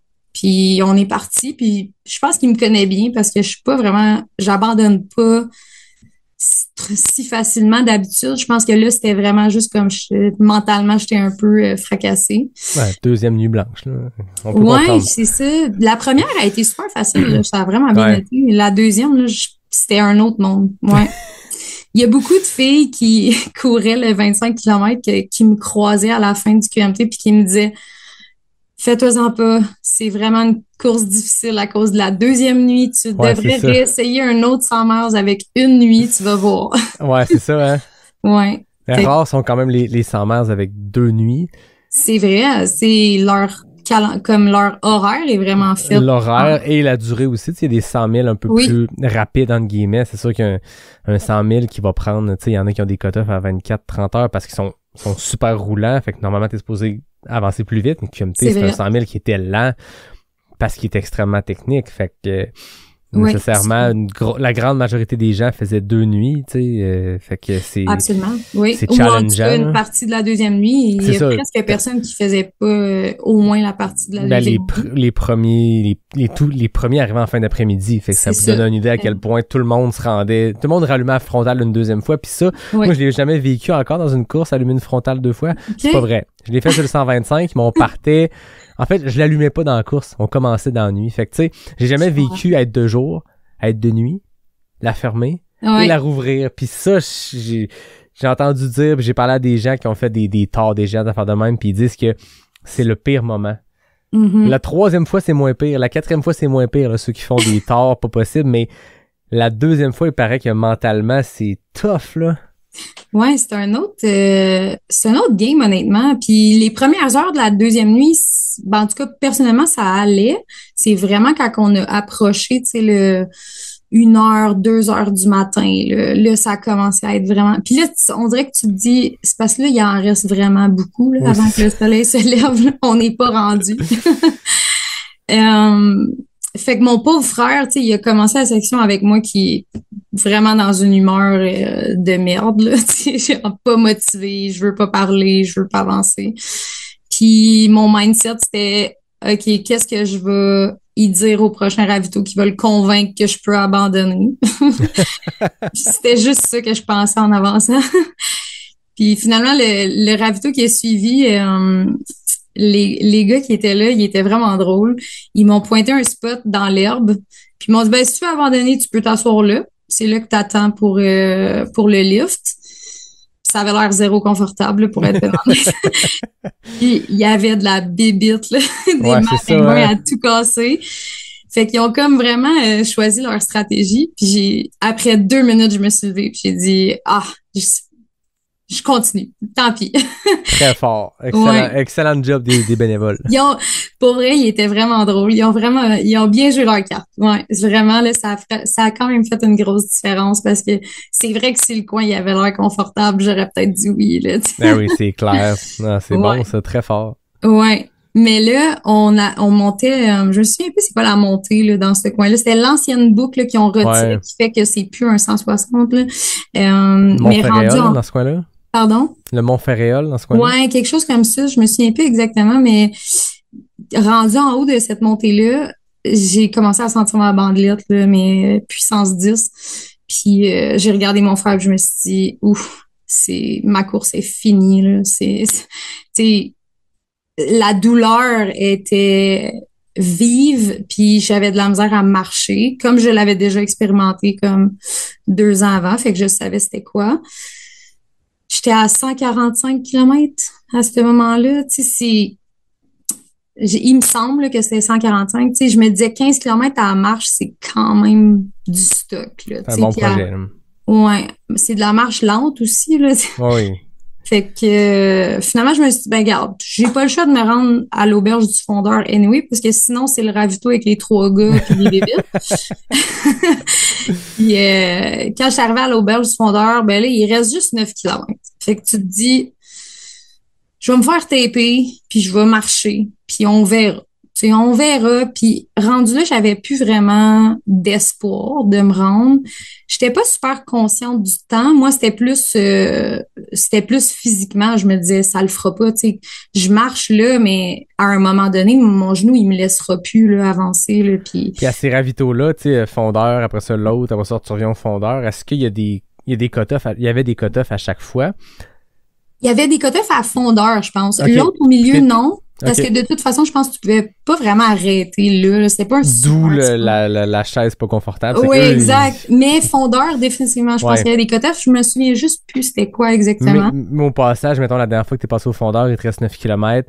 T'étais correct. Est-ce que t'étais consciente du temps que t'avais de lousse? Non, mais mon crew m'ont pas donné d'option. T'sais, ils m'ont dit là, va falloir que tu te dépêches. Donne-moi ton sac, va te faire taper, puis on repart rapidement. Ils m'ont pas dit le temps, mais j'étais sous l'impression qu'on n'avait pas beaucoup de lousse. Mm-hmm. Fait que j'ai pas trop posé de questions. T'sais, je me suis dit, ben regarde, moi, ma job, c'est juste d'avancer. Puis en toute honnêteté, je me disais, ils sont pas conscients que je me rendrai pas. Là. Comme je sais pas comment leur dire, mais ils me laisseront pas abandonner. Fait que je vais juste continuer. Puis finalement, c'est à 3 km de l'arrivée que j'ai vraiment réalisé que j'étais pas loin, mais que ça se pouvait que ça le fasse pas quand même là, à 3 km. Puis c'est là que j'ai vu un des directeurs de course qui m'a croisé. Puis il parlait dans son walkie-talkie, puis il a dit « Super, je l'ai trouvé! » Puis là, j'ai compris qu'il parlait de moi. Puis là, il m'a regardé, il dit « Là, tout le monde t'attend, je les ai préparés pour ton arrivée. » Ah, c'est malade. Fait que là, j'étais comme, ben, qui m'attend? Qui m'attend? Tout mon crew, ils sont pas là, là. Puis, à qui t'as parlé? Là, moi, tu sais, j'étais un peu en mode zombie. Fait que je comprenais pas trop qu'est-ce qu'ils me disaient. Puis, tous les médics qui ont été sur la course du 100 miles sont venus me rejoindre puis ont couru les 3 derniers kilomètres avec le directeur de course. Fait que c'est vraiment spécial. C'est super un beau moment. Puis, En plus, une de mes amies, Émilie, était dans les médics, fait qu'elle a couru avec nous, puis c'était partager les 3 derniers kilos avec eux, c'était hot. Tu sais, qui fait ça? Genre, qui se fait accompagner par, genre, la crew de l'événement? Mais finalement, c'était rien comparé à quand je suis arrivée sur le site, là. J'étais zéro prête à l'accueil qu'ils m'avaient réservé. Je me suis rendue là, puis tout le monde criait là, comme si j'étais en train d'accomplir un exploit olympique. Alors que moi, dans ma tête, je me disais, ça n'a pas de bon sens, là, j'ai un genou qui brûle, puis je suis boîte quasiment. Là. Ils sont super fiers de moi. J'ai couru, même si j'avais mal au genou, j'ai couru. Je trouvais que ça valait la peine. J'ai couru les 2 derniers kilos, là, quasiment au fond. Puis j'ai vu le chrono là, qui était rendu à 51, 39h51. Puis j'ai traversé la ligne, puis je me suis fait accueillir justement par les gagnants, tous les directeurs de course, toute l'équipe du QMT. Tu sais, je me faisais comme littéralement accueillir comme si j'étais une des élites. Là. C'est fou, là. Je sais pas où ailleurs qui font ça, mais c'est vraiment quelque chose que j'avais pas vu auparavant. J'ai trouvé ça vraiment le fun. Je me suis même fait interviewer, tu sais, par deux hommes pour ma course en tant que telle. Ouais, tu sais, j'y repense, puis je pense pas que je vais jamais revivre une course comme ça, tu sais. Puis c'est correct, là. Ça me va que c'est la seule. Mais quand j'y repense, je me dis, ouais, c'est un once in a lifetime. Je pense pas qu'il va y en avoir d'autres, puis il va falloir que je garde en souvenir tout ça parce que c'est vraiment spécial pour eux. Tout ça représente exactement c'est quoi les beaux côtés du trail, puis de célébrer du premier au dernier, puis de, tu sais, je veux dire, t'as passé 39h51 dans le sentier. T'sais, je comprends tout le monde qui était là, qui criait, je veux dire, c'est complètement fou, puis je me rappelle que il y a personne qui est passé, hey là, faut l'encourager, pour peut-être à se faire 39 heures qu'elle a, c'était comme, tout le monde au contraire était comme juste, c'est la dernière finisher, on clôt le QMT avec ça, on clôt le 100 000 avec ça, c'est immense que cette fille-là a dû vivre, puis tout le monde était juste craqué raide, puis c'est une arrivée, je pense que ça se fait naturellement de juste dire, faut célébrer ça, là, puis fort, puis je me rappelle, c'était la 2e ou 3e fois que je le vivais, ce dernière arrivée-là du QMT 100 000, puis le QMT est fait pour ça aussi, veut pas, tu sais, le dimanche, c'est la journée où t'as 800 personnes sur le 25, puis 600 sur le 16, je sais pas, 13 km. Il y a vraiment, vraiment beaucoup de monde qui sont concentrés là. Puis comme c'est des distances plus courtes, les arrivées sont beaucoup moins espacées. Fait que tout le monde converge vers l'arrivée. Tout le monde est là pour cette arrivée-là. Réalises-tu que t'es la dernière finisher de l'histoire du QMT 100 000? Ouais, on m'a dit ça, puis je trouvais ça vraiment drôle. Là. Je me disais, bon, ben en tout cas... T'as bouclé la boucle. Ouais, c'est un drôle de titre, mais je le prends. Ben, c'est un très beau titre, au contraire, je trouve. Ouais, dernière finisher. Puis, tu sais, comme tu dis, quand tu dis j'ai couru 39h51, même moi, des fois, j'y repense, puis je me dis, ça n'a pas de bon sens, tu sais, comme... Je viens de faire Forion, qui m'a pris 33h40, puis... Hey, c'est une immense différence de temps, là. Comme là, j'accotais le 40 heures, tu sais. C'est quasiment une journée de travail de différence, hein. Le monde travaille 7 heures par jour, 8 heures par jour. On n'est pas loin de ça comme différence, hein. Ouais. Ah, ouais, c'est malade. Puis quelqu'un m'avait dit, t'as couru une semaine de travail. Puis là, j'ai dit, ah, ben, dis de même, c'est un peu plus intense que je pense. J'avais jamais réalisé, tu sais, souvent on quantifie les heures, ouais. On a juste ça à faire dans le sentier, là, tu sais, quantifier, ok, là, mais j'avais jamais quantifié un accomplissement en durée de travail. T'as fait un 40 heures de job. Ouais, quelqu'un m'avait dit ça, je me souviens de c'est qui, là, ça m'échappe en ce moment, mais ça m'avait vraiment fait rire. Puis j'avais dit, ouais, c'est une façon de le voir, puis quand on le dit de même, c'est ben, excuse-moi les mots, mais c'est complètement débile. Qu'est-ce qu'on fait, là? Ça n'a juste pas rapport. On donne raison aux détracteurs du trail qui disent que c'est complètement débile. Puis c'est correct, on l'accepte puis on le dit nous-mêmes entre nous. Mais c'est ça, c'est la beauté de ce sport-là. Absolument. Ouais. Ben, je vis avec ce petit côté-là un peu fou. Là. Je pense que j'ai tout le temps été comme ça. J'aime ça repousser mes limites, fait que ça me dérange pas. Clairement, tu l'as fait cette journée-là. Oui. On va se prendre une pause pour les messages d'un partenaire, puis on se parle de l'autre côté pour parler de Forillon. Le Québec Mégatrail est de retour en 2026 pour une 14e édition, puis aujourd'hui, j'ai le goût de te parler de sécurité et d'équipe médicale. Je le sais, c'est pas le sujet le plus sexy, mais je t'ai déjà parlé de la beauté des paysages. Fait que parlons sécurité, parce que quand tu te lances sur un défi de trail, c'est sécurisant de savoir que si t'arrive quelque chose, ben tu resteras pas pogné dans le fond du bois à attendre toute la journée. Au QMT, le niveau de sécurité pour les coureurs est parmi les meilleurs au monde. Le QMT a toujours mis un accent particulier sur son équipe médicale, puis c'est pas pour rien qu'ils sont devenus une référence mondiale en la matière. Leurs médics font pas juste attendre dans les ravitaux, ils parcourent les sentiers avec les coureurs puis sont formés pour gérer à peu près toutes les situations possibles. Puis ça, ben c'est sécurisant, on peut partir l'esprit tranquille sur nos défis de fou. Pas pire, hein? Il reste quelques dossards pour l'année prochaine, fait que niaise pas, ultratrailcanada.com. Le Crew Run Club, c'est un centre d'entraînement intérieur à Québec qui est spécialisé en course à pied, fondé par des passionnés et surtout des experts. Je t'en nomme un pour que tu vois le genre. Charles Castonguay, un de nos meilleurs coureurs de trail au Québec et surtout un préparateur physique d'expérience qui a guidé plusieurs dizaines d'athlètes olympiques. Le Crew offre des séances d'intervalle en groupe, mais aussi des évaluations fonctionnelles, des tests de lactate, des programmes d'entraînement puis de musculation, des cours d'initiation, etc., etc. Tu peux acheter à la pièce ou par abonnement. Rends-toi sur lecrewrunclub.ca en un mot et découvre tout ce qu'il y a à t'offrir. lecrewrunclub.ca. On est de retour avec Tania Desrivières qui vient de nous raconter son QMT 100 000 puis cette arrivée de Rockstar-là. Entre cette arrivée-là en 2024 puis le choix, la décision de retourner faire un 100 000, ça a pris combien de temps entre l'arrivée et la décision que tu voulais refaire ça? Oh, je pense qu'il n'y a pas eu beaucoup de temps parce que non. Parce que tu vois, le fait que ça l'a fini un peu comme pas le fait que j'étais sur le bord du cutoff, ça me dérange vraiment pas, mais le fait que j'ai fini avec une bandelette inflammée, ça m'a vraiment dérangé, là. Ça m'a fâchée parce que je m'étais entraînée fort, puis j'aurais pensé que ça l'aurait pu éviter ce genre de blessure-là qui m'a tellement ralenti sur les derniers kilomètres. Puis, tu sais, dans les 100 premiers kilos de mon QMT, tout allait tellement bien, là.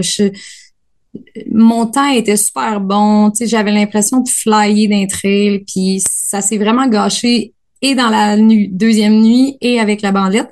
Fait que ça a pas pris de temps que l'idée de refaire un 100 miles, mais de choisir un parcours qui serait peut-être un peu plus avantageux, tu sais, côté horaire, ça c'est sûr, puis de choisir un parcours qui me donnerait peut-être un peu plus de chance côté roulement. Bon, là, tu vas me dire Forillon, c'est-tu roulant, c'est pas roulant, ça dépend des sections. Mais c'est ça. Je regardais Forillon puis je me disais, sur papier, ça avait l'air d'un parcours qui pouvait comme me correspondre. Puis le fait qu'il y avait juste une nuit, ben je me disais au moins je pourrais expérimenter ça puis voir ce que je vaux sur une course qui m'oblige pas à passer 48 heures debout. Non, c'est clair. Puis on s'entend, 36 heures de course, c'est 36 heures de course que tu le fasses de jour, de nuit, d'hiver, d'été.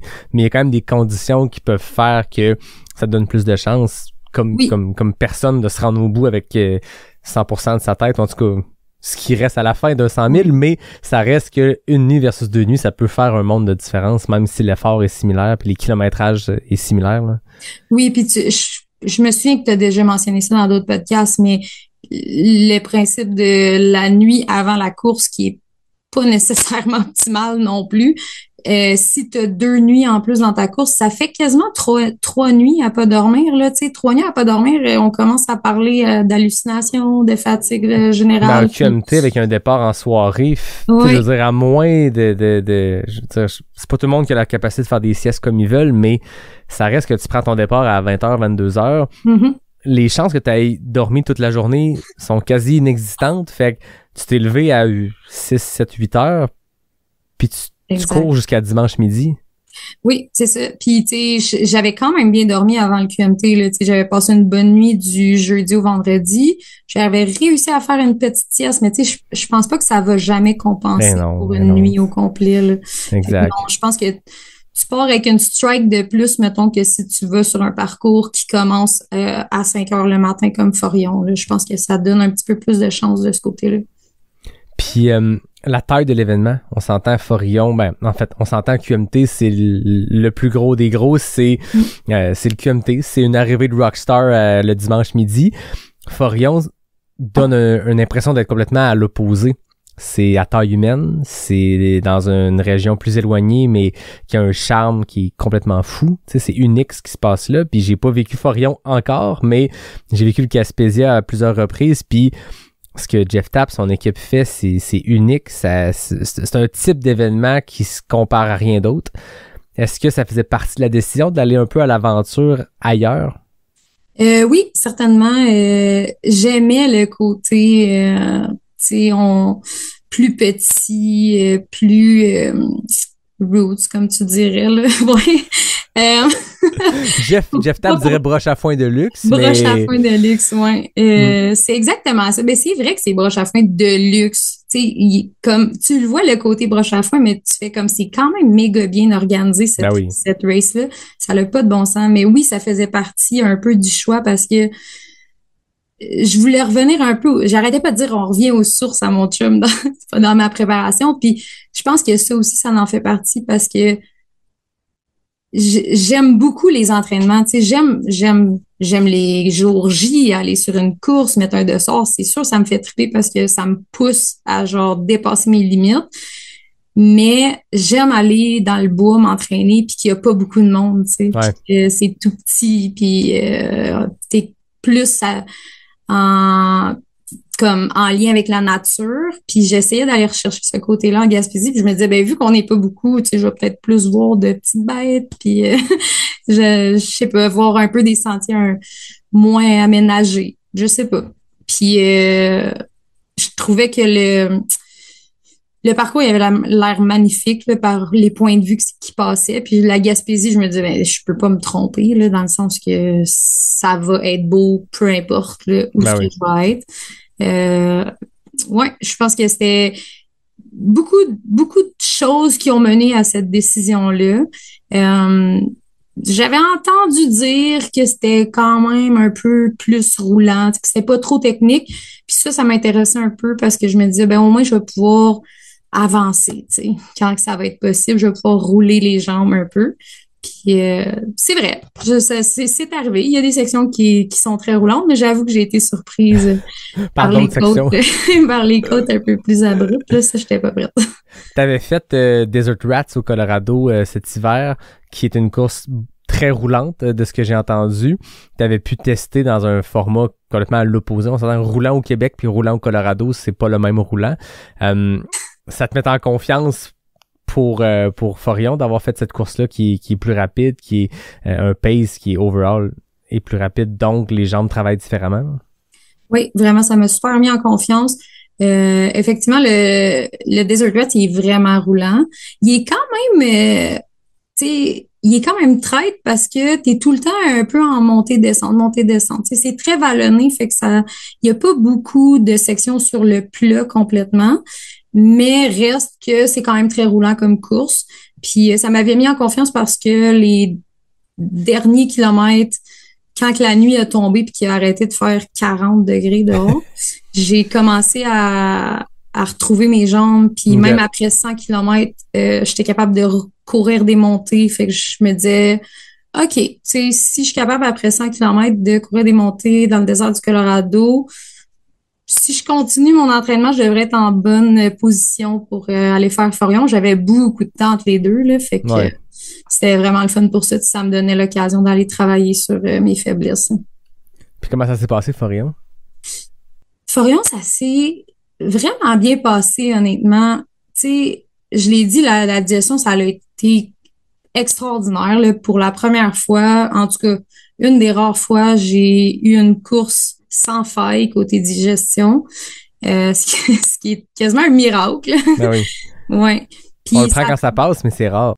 C'est vraiment rare, honnêtement. J'espère que ça va réarriver, tu sais, que je commence à trouver ma formule. Puis, tu sais, je dis souvent que la maladie cœliaque, c'est c'est un point négatif, mais ça m'a apporté aussi du positif dans le sens que je commence vraiment à me connaître côté digestion, nutrition. Fait que je connais énormément mes points faibles, puis exactement les aliments que je peux manger qui passent super bien, ce qui est vraiment un avantage quand que je fais des 100 miles. Mais c'est ça, cette journée-là, ça a super bien passé. Tout ce que mon chum, il me donnait, il était impressionné de la quantité que j'étais capable de manger. Puis même en fin de course, je commençais à être un peu moins tentée parce qu'il m'était proposé. Mais j'étais quand même capable de rentrer de la nourriture juste parce que je savais que c'était important. Ben oui. À part la digestion, tu sais, j'ai eu une fois dans la nuit, là, un moment où peut-être la dernière heure et demie, là, de la nuit que j'ai pogné un petit down d'énergie. Je commençais à être fatiguée, qui est super normal. Puis finalement, une autre coureuse m'a demandé si je voulais qu'on finisse la nuit ensemble, comme ça on pouvait se garder réveillés. Je trouvais que c'est une super idée. Fait qu'on a fini la nuit ensemble, ça l'a aidé. Fait que tu vois, juste le seul point négatif de ma course, il a comme été annulé par cette personne-là. Puis sinon, ben, tu sais, j'ai eu des douleurs d'un pied, d'un jambes qui se sont comme un peu aggravées. Ben, pas aggravées, c'était pas si grave que ça, là, mais qui sont devenues un peu plus intenses dans les 20-30 derniers kilos. Puis là, je t'avoue que c'était plus une game mentale de mettre de côté cette douleur-là puis de continuer. Puis c'était des portions où tu devais courir quand les pieds font mal, mais que t'es dans le gros technique qui avance à 20 minutes du kilo. C'est tannant, mais c'est la vie. Mais quand tu sais que tu peux ouvrir un peu la machine puis que t'es scrap des pieds, c'est là que c'est le plus frustrant, là. Oui, c'est ça. Puis c'est vraiment difficile de pousser quand tes pieds font mal, tu sais, de garder un pace. Mais des fois, je réalisais que quand j'étais capable de mettre à off ma douleur là, avec mon mental, ça me prenait bien de la force, là, mais quand j'étais capable de mettre à off, j'étais capable de regagner un peu de vitesse. Okay. Mais tu sais, c'était demandant. Là, comme il fallait vraiment que je me concentre que sur ça. Je me suis beaucoup parlé à voix haute dans les trails. Je me suis souvent dit, ça va bien, t'as pas mal, continue.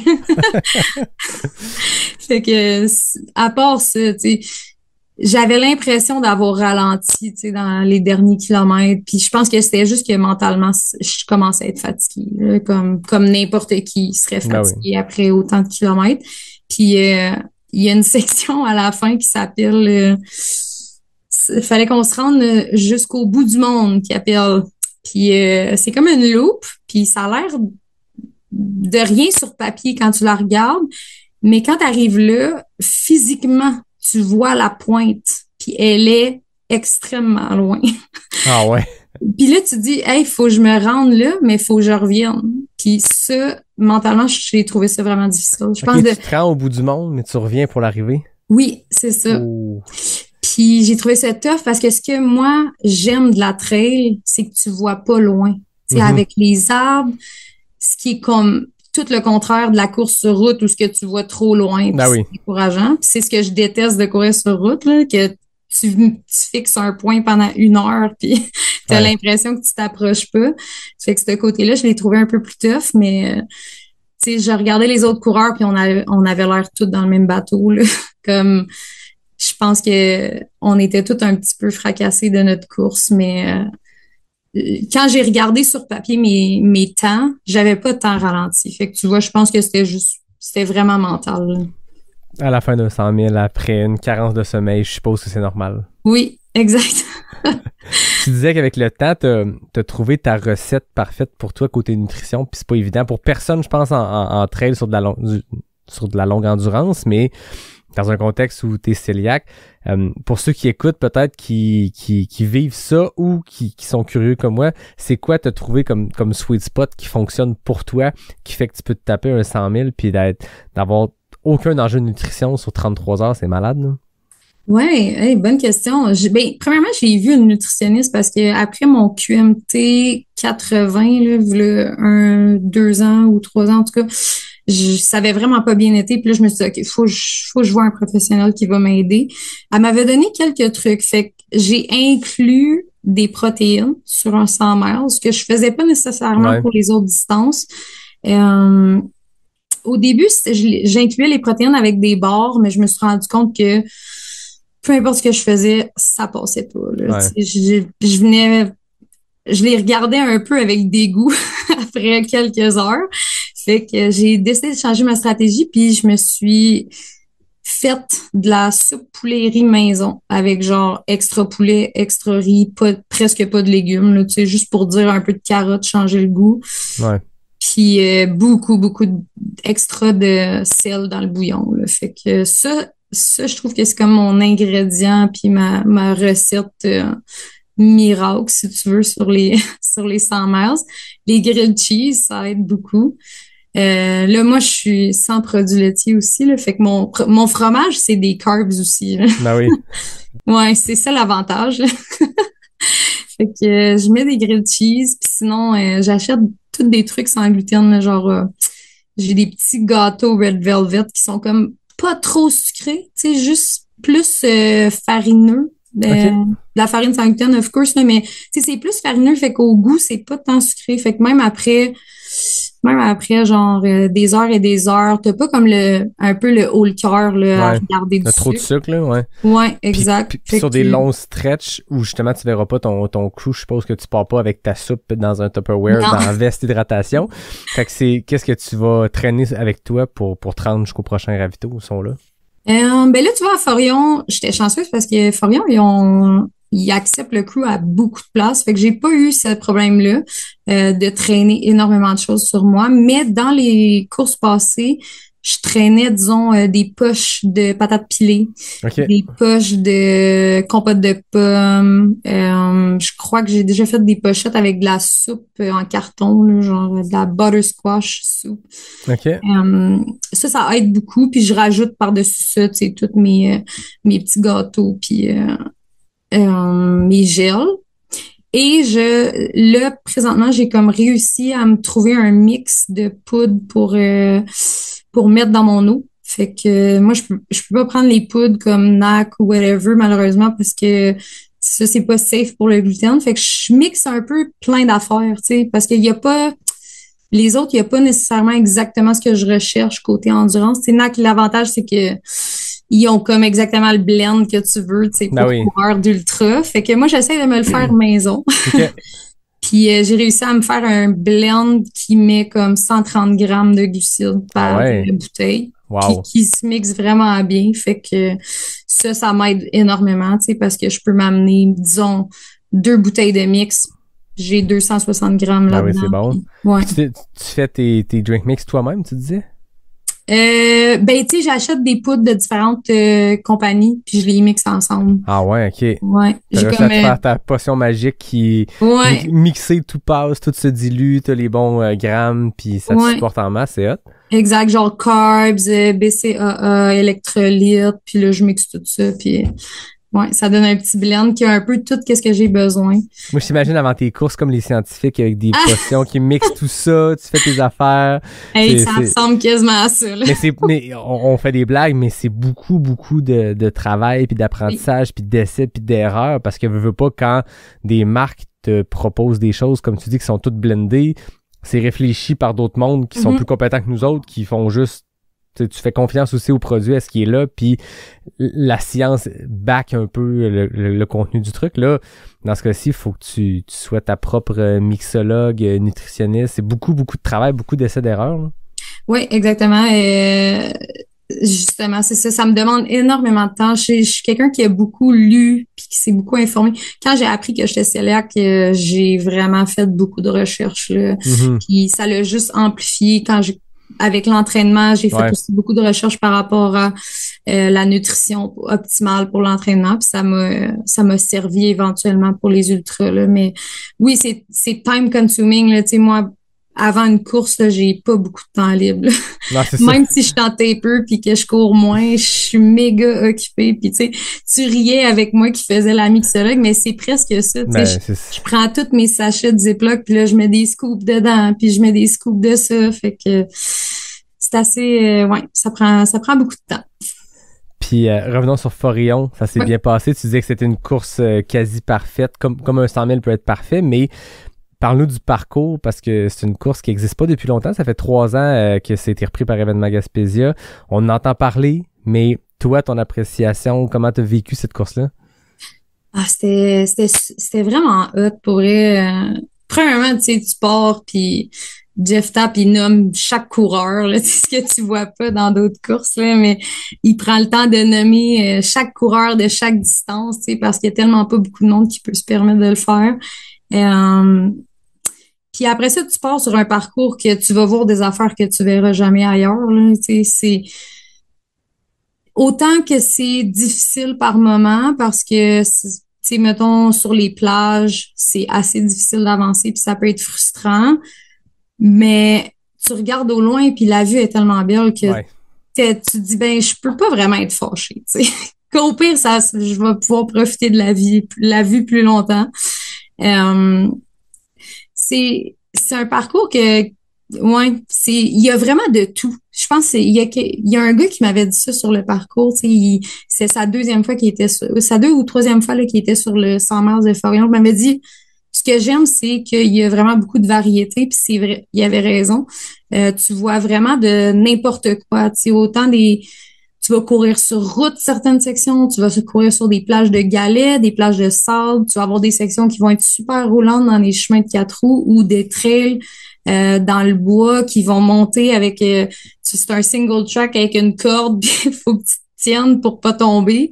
Il y en a pour tous les goûts, puis ça fait en sorte que quand tu avances, ben t'as pas le temps de t'ennuyer, tu sais, parce que le paysage il change, la trail elle change, le rythme il change tout le temps, fait que ça rend ça vraiment vraiment le fun. Puis les ravitaux sont placés stratégiquement là, il y a des points de vue, c'est incroyable, là, tu sais, Pointe de la Renommée, il y a une place, je pense que c'est Cap des Rosiers, t'arrives, il y a un phare, puis moi je suis arrivée là, le soleil venait juste de se lever.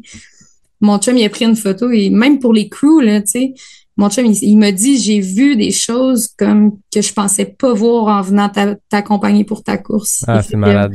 Même pour eux, c'est super le fun. Ça rend la fin de semaine assez inoubliable, ouais.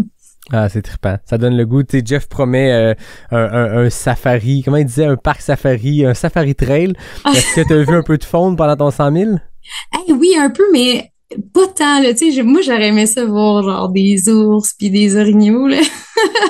Mais j'ai vu énormément de traces d'ours, de petits caca, ouais.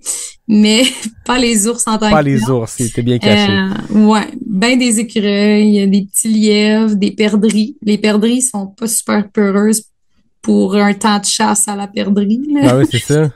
Puis Dieu sait qu'une perdrix sur le bord d'un sentier, ça peut quand même être agressif. Ouais, puis ils sont épeurantes, hein. Ouais, moi je cours souvent dans les Monts-Valin parce que mes parents sont chez là-bas, puis c'est un territoire de chasse où il y a beaucoup de perdrix. Peut-être qu'ils ont peur des chasseurs, mais pas des coureurs parce que les attaques de perdrix, ça surprend. Hey, c'est vrai, j'avais jamais entendu ça, mais je vais rester plus prudente la prochaine fois. Mais je pense que c'est quand il y a des bébés dans l'équation, tu sais, une grosse perdrix tout seul dans son coin, tu passes à côté, elle a plus peur, mais quand il y a 2-3 bébés perdrix qui sont en train de traverser le chemin de gravel, là, puis tu passes, la mer est quelque part puis elle va te pogner. Fait que sachez-le, tout le monde qui écoute. C'est un bon point. Mais heureusement, j'ai pas été attaquée malgré le fait que la perdrix était très, très près de moi. Mais j'ai eu la chance aussi, jusqu'à la fin, là, j'étais comme, j'ai pas vu de phoque, tu sais. J'avais pourtant écouté, en préparation, j'avais écouté l'épisode Tout Trail que Marie-Ève Pelland raconte son Forion pour pouvoir me préparer un peu. Puis elle disait qu'elle avait vu des phoques, puis là, je me disais, Colin, j'en ai pas vu encore. Puis finalement, à la toute fin, il était là. Fait que j'étais vraiment contente.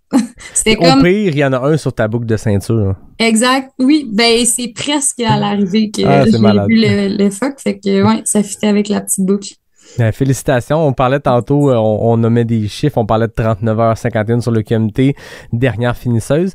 Là, c'est complètement l'opposé. T'as terminé sur le podium, 2e place. C'est une autre expérience sur un 100 000. Qu'est-ce que ça t'a fait de monter sur cette marche-là?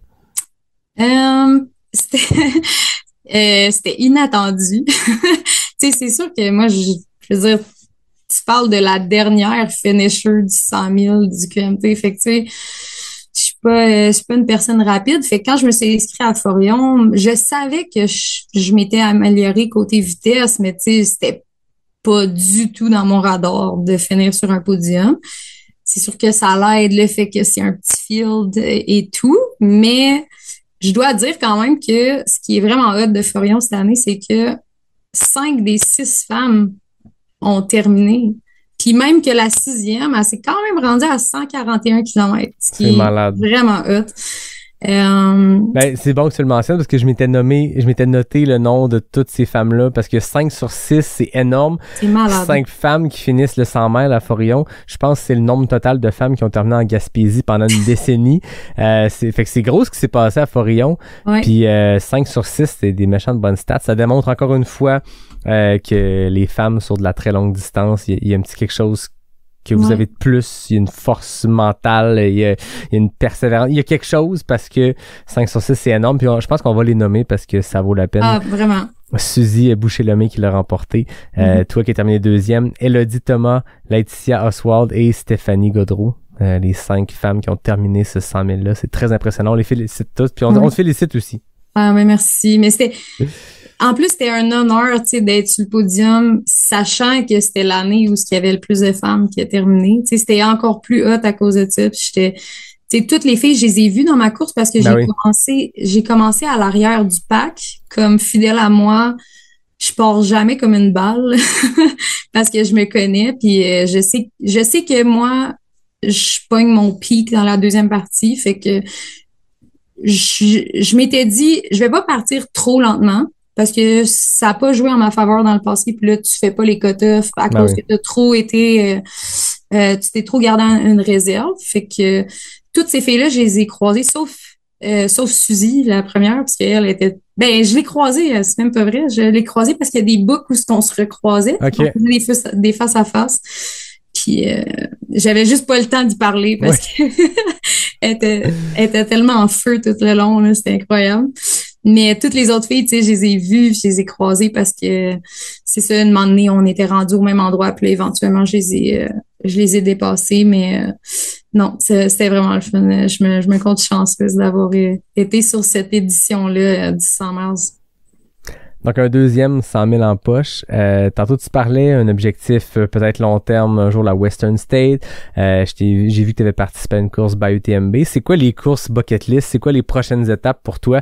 Je sais qu'on est tôt. Tu te remets à peine de ton 100 000, mais tu nous as confié tantôt qu'après ton premier 80, ça n'a pas été long que tu as pensé à un deuxième, puis après ton 125, ça n'a pas été long qu'on est allé sur 160. Fait que je me permets de poser la question. C'est quoi la suite pour toi?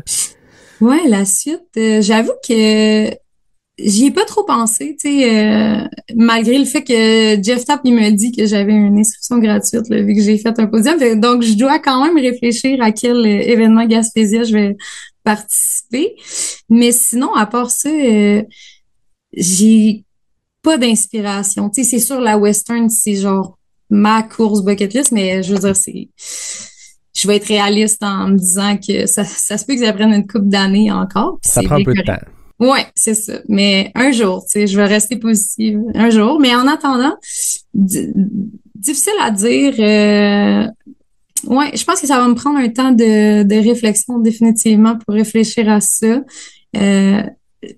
Pour ce qui est des événements Gaspésia, je trouve que j'ai des amis qui ont fait les Transforions.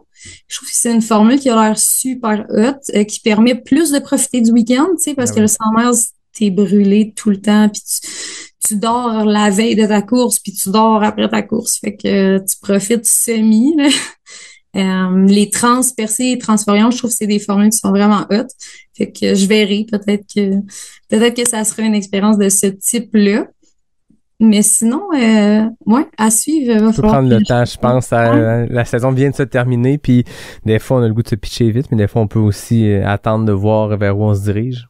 Ouais, non, mais en même temps, c'est la première fois que je finis une course de cette envergure. Ben, peu importe quel ultra, puis que j'ai aussi rapidement envie de retourner courir.